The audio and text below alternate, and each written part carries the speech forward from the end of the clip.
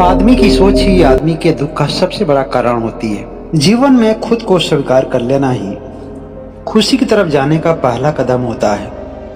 खुश रहने के लिए यह बात कोई जरूरी नहीं है कि आप अमीर हैं या गरीब हैं। यह तो लोगों का केवल एक भ्रम मात्र है जिसे हम आसपास के लोगों से और अपने माहौल से सीख लेते हैं। एक गांव का किसान था जिसके पास थोड़ी सी जमीन थी। उस जमीन में इतना तो अन्न हो ही जाता था कि वह अपना और अपने परिवार का पेट भर लेता था। उसका स्वभाव था कि वह अपने हर परिस्थितियों में खुश रहता था। लेकिन उस किसान का एक जवान लड़का भी था। वह भी बचपन में अपने पिता के साथ खुश रहता था, लेकिन जैसे जैसे वह बड़ा होता गया उसकी खुशी उसके जीवन से धीरे धीरे गायब होती गई। अपने दुखित लड़के को देखकर किसान को भी बड़ा दुख होता था, क्योंकि लड़के के मन में एक प्रश्न बड़ा ही गहरा स्थान ले चुका था, जिसका उत्तर जानने के लिए वह अपने किसान पिता से प्रयास भी किया था। उसका प्रश्न था कि क्या हम जीवन में कभी भी अमीर नहीं बन पाएंगे, और अपने इसी प्रश्न से अपने सुख और अपने दुख को जोड़ रखा था। किसान ने अपने लड़के को एक महात्मा का पता बताया और कहा कि वह पहुंचे हुए एक ज्ञानी महात्मा है। मेरा ख्याल है कि उनके पास जाकर उनसे मिलने से तुम्हें अपने जीवन में बहुत सुकून मिलेगा। पिता की बात मानकर वह नौजवान उस महात्मा से मिलता है। महात्मा के पूछने पर वह नौजवान अपने जीवन से संबंधित अपने सभी प्रश्नों को महात्मा के सामने रखता है। वह महात्मा उस लड़के को एक छोटा सा किस्सा सुनाते हैं कि बहुत पहले तुम्हारी ही उम्र का एक लड़का था और उस लड़के के आगे पीछे कोई भी नहीं था। औरों को देखकर उसके मन में भी ख्याल आता था कि हम भी अमीर होते, लेकिन वह कर्म कोई भी नहीं करता था। छोटा मोटा बेगारी करके वह अपने जीवन को चला लेता था, लेकिन बाद में चलकर उस बेगारी से भी उसके अहंकार को चोट पहुंचती थी।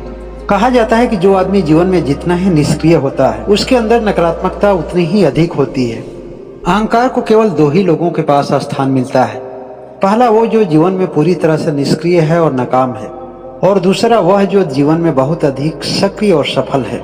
ऐसा नहीं है कि इन दोनों के मध्य में रहने वाले के पास अहंकार नहीं होता है, लेकिन उसके अहंकार से कोई बड़ा नुकसान नहीं होता है। बाद में चलकर वह विवशता के कारण भीख मांगने लगा। एक दिन वह किसी शमशान के पास से गुजर रहा था तो उसने जलती हुई चिता के बगल में एक पुराना सा कटोरा देखा। उसने उस कटोरे को इसलिए उठा लिया कि भिक्षा मांगने के काम आएगा, और अब वह उसी कटोरे को लेकर रेलवे स्टेशन के सामने भिक्षा मांगने के लिए बैठ जाता था।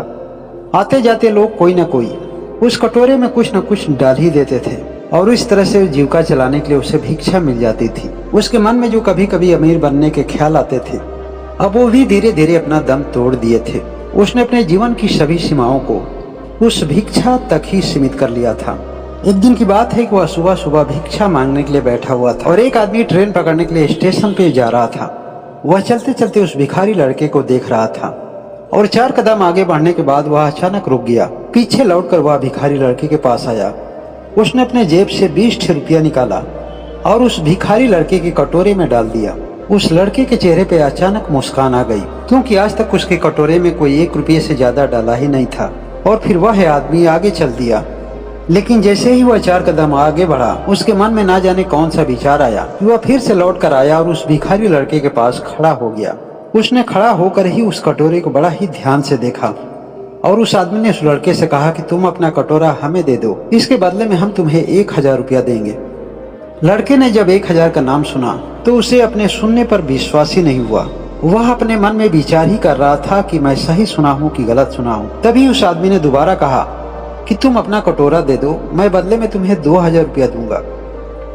दोबारा सुनने के बाद उस लड़के को अपने कानों पर भरोसा हुआ। उसने तुरंत अपने कटोरे को उसके आगे बढ़ा दिया और वह आदमी उस लड़के को 2000 रुपया देकर उस कटोरे को लेकर के आगे बढ़ गया और स्टेशन पर खड़ी अपनी ट्रेन में जाकर वह बैठ गया। वह लड़का पैसा लेते ही वहां से जल्दी चलता बना। उस लड़के को लग रहा था कि कहीं वह आदमी दोबारा लौटकर मेरे पास न आ जाए और मुझे मेरा कटोरा देकर अपना 2000 रुपया वापस न मांग ले, इसलिए वह जल्दी से ऑटो में बैठा और निकल गया।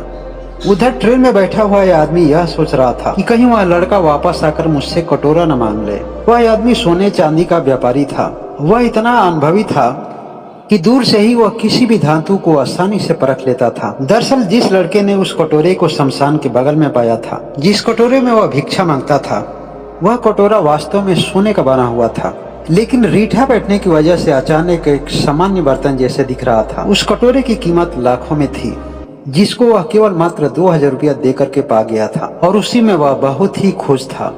जैसे मानो जगत का वह बहुत बड़ा धन पा लिया। दोनों लोग अपने अपने हिसाब से अपने अपने कारनामे से खुश थे, लेकिन आप लोगों को तो समझ में आ ही गया होगा कि किसको कितना बुद्धिमान कहा जाएगा। उस व्यापारी की तरह दुनिया में बहुत ही कम लोग हैं, लेकिन अधिकतर लोग उस भिखारी लड़के के समान अपना जीवन जी रहे हैं, अपना जीवन बिता रहे हैं। एक आदमी जो इस धरती पर जन्म लिया है, प्रकृति ने उसे पहले से ही अनमोल बनाकर भेजा है और बीच बीच में ना जाने उसे क्या क्या देती रहती है। एक आदमी को अपने जीवन में जो भी मिलता है वह अज्ञानता के कारण उसे परख तो नहीं पाता है, लेकिन उसका अपना पूरा ध्यान दूसरे लोगों के कूड़ा करकट पर जरूर रहता है। इस धरती पर केवल मनुष्य ही एक ऐसा प्राणी है जिसे न केवल मनुष्य होने का सौभाग्य मिला है, बल्कि प्रकृति ने उसे अनमोल पैदा की है, क्योंकि उसके जन्म और उसके जीवन से प्रकृति की एक बहुत बड़ी उम्मीद भी जुड़ी है।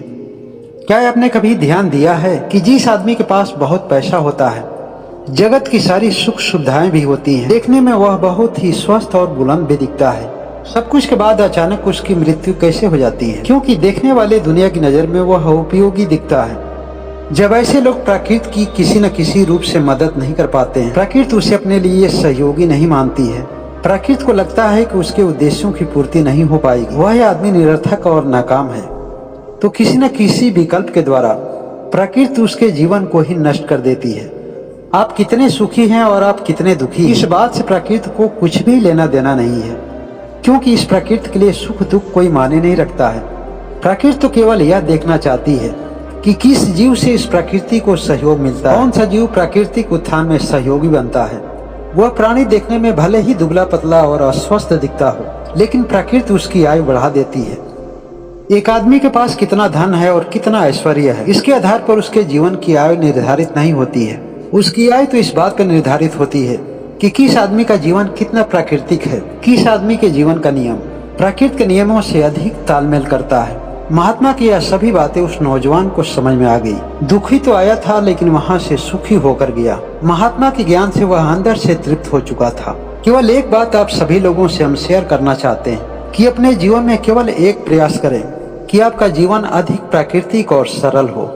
दिखावटीपन में आप प्रकृति से दूर होते जाते हैं। भले ही आप संसार की नजरों में ऊंचे दिखते हैं, लेकिन प्रकृति की नजरों में गिरते जाते हैं, और एक निश्चित सीमा के पश्चात प्रकृति कोई न कोई विकल्प लेकर के इंसान को नष्ट कर देती है। आपने जो इस पूरी वीडियो को वॉच किया, इसके लिए बहुत बहुत धन्यवाद। अपने विचार और अपनी भावनाओं को जरूर व्यक्त करें, और जो लोग अभी तक इस चैनल को सब्सक्राइब नहीं कर पाए हैं, वह सब्सक्राइब करके बेल आइकन की घंटी को जरूर दबा लें। स्वस्थ रहें, मस्त रहें और हमेशा अपना ख्याल रखें। आप सभी लोगों को बहुत बहुत धन्यवाद।